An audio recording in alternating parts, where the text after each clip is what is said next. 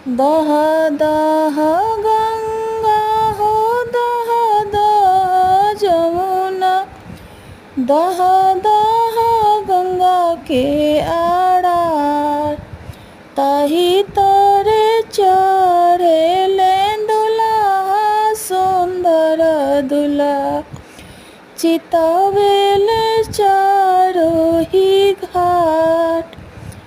कब हम देखब बाग बगीचा, कब हम देखब फूलवार, कब हम देखब सुबह सुंदर सुबह, जाहि देखी नैना जुड़ास।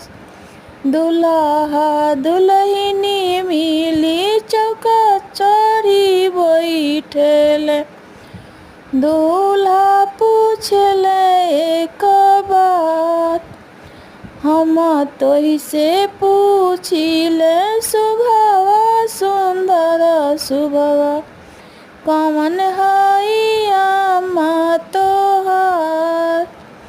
जानी प्रभु जी बोली जानी बोलवाई, यहाँ बारे नैहर के लोग, जब हम चलब ओही कोहबरवा, अम्मा के देब बतलाई।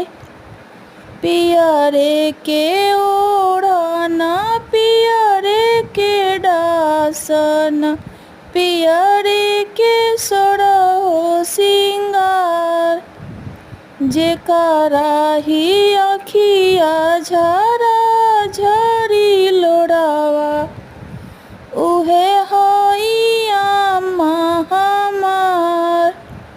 जेकरा ही अखिया झरा झरी लोरावा, उहे हई चाची हमार। जेकरा ही अखिया झरा